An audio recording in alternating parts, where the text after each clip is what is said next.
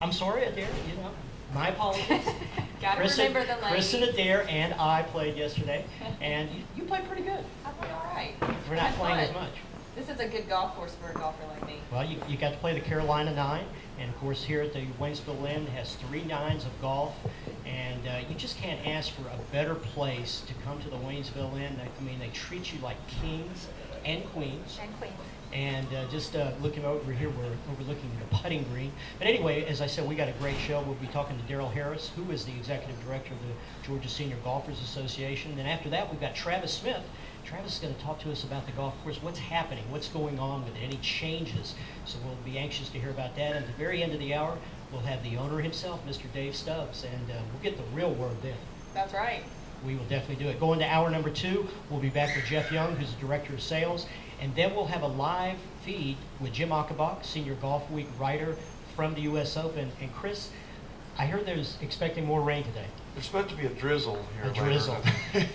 Well, no, there's supposed to be what do you mean a drizzle? up to several inches of rain possibly. But, like they said, it could miss them a little bit, and they could get a little bit, and it could rain on down the road a little bit from them. But it's not looking. Nobody seems very optimistic. No, not at all. And now here's the interesting thing between the PGA when they conduct a tournament and the United States Golf Association.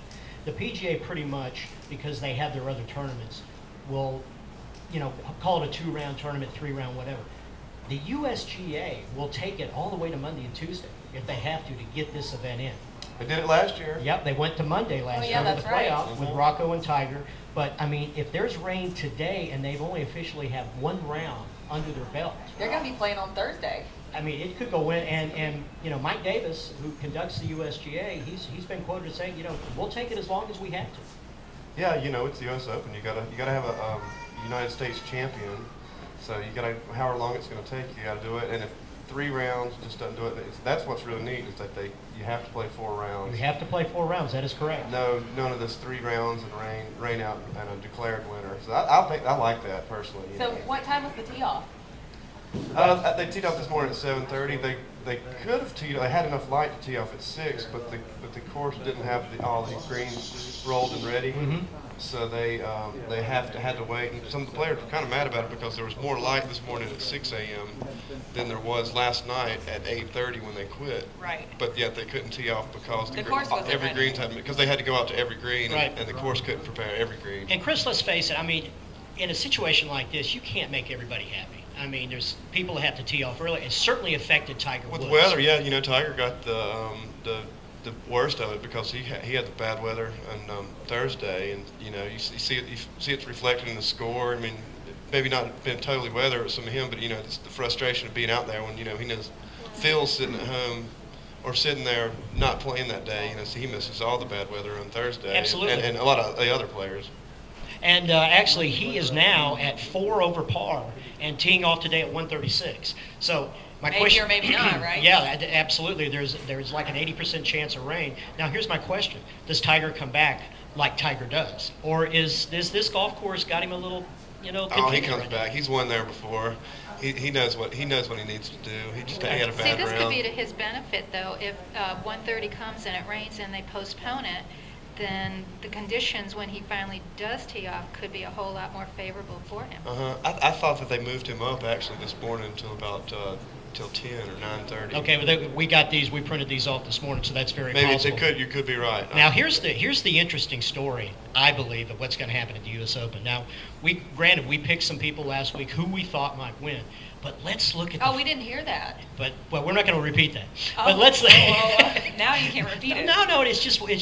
I kind of thought this in my mind, but watch what might happen. Phil Mickelson. Of course, everybody knows that his wife Amy has cancer. She made a statement to Phil when he was home, incidentally, for his 39th birthday last week, that I would love to have that silver trophy in my hospital, quote unquote, because she has to go under surgery. Phil is 100. Phil looks primed, and what more of a motivation than when your wife asks you to do something. I agree, but man, then I saw him hit a shot off the first Can I tee quote yesterday. Tom on that? What more of a motivation than when your wife asks you to do something? Well, we'll remember We that. have that recorded now, Tom. That's fine. No, I mean, I totally agree. But the bottom line is, with Amy's illness, And if Phil gets it going, what a story. That's going to be the story of the year, in my opinion. I know, and he looks relaxed, too, He looks out very there. relaxed. He doesn't look tense or anything. Okay, He's got nothing to lose. People don't expect him to win, really, because of all the stress. Exactly. So he could turn it out. You That's a never good know. point. Well, I was saying earlier that I did see that a couple bad shots yesterday, but I do think he pulled it back together really quickly after that. Oh, yeah. 6 under par is not going to win it. I say 3 under or 4 under is going to win Especially the with the tournament. conditions. So he's Right. right there in the Yeah. hunt, you know. And speaking of 6 under par, Lucas Glover from Clemson has got the lead. And, play is resuming as we speak, but we'll keep you posted on that. We've got the computer here, and we'll keep everybody up to date. Go ahead. And another fella from the Carolinas Golf Tour was doing real well. His name it escapes me right now, but that's pretty neat. Well, we got a home state guy Wouldn't doing that be pretty good? well in it from Well, he was the the mini one, tour. right? But he was the one who was on the top after they had only played like 6 holes Oh, yeah. or something. So Yeah. I'm not Hey, sure he's on he's top. still there. Clubhouse lead. Absolutely. You're listening to Speaking of Golf on News Radio 570, WWNC, and also 1400 AM, The Peak here in Waynesville. We are live at the Waynesville Inn, and if you've never been over here before, it's a beautiful drive coming over from the Asheville area. It takes you about 45 minutes. But when you get out of the car in the parking lot, and everything's all ready to go, and you walk up the steps, it's so neat here at the Waynesville Inn at the clubhouse, and just look out over this beautiful, beautiful golf course. You've got 3 nines here, as I said earlier. You've got the Carolina, the Blue Ridge, and the Dogwood. And I want to invite each and every one of you, if you haven't played Waynesville, check it out. Go to their website. Go call them, give them a call, talk to Travis Smith, say, I want to play Waynesville, and he'll set you up. One thing else I want everybody to do when you play it, go to number 2 on the Carolina course and turn around and look back. It's one of the most, to me, picturesque views in any golf course around the area. Yeah, these views are just great. The Carolina course is very great.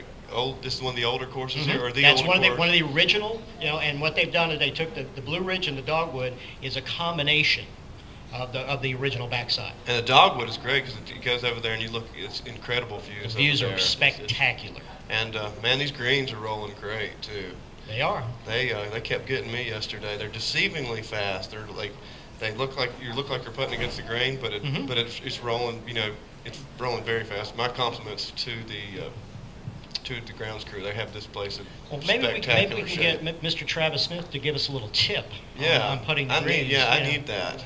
I And definitely need that. So if we're real nice to him and don't try to grill him too much on the interview, maybe he'll do that. I did hit one of the best drives of my life yesterday. You got to talk about that. All right, we're going to take a short break here in a minute, but Chris, you got to talk. But we got time. This is number 17 Oh, this is number what you were Number 8. talking I think it's about. number 8 on Dogwood. Number 8 on Dogwood. Take it away, my friend. It's 344 yards downhill, maybe. I hit it over the green, or back to the back. On the back side of the green. Yeah, the back of the green. and We're looking all around and everywhere. Yeah, Chris, maybe Put it up and tap in birdie. That's tap always, in birdie.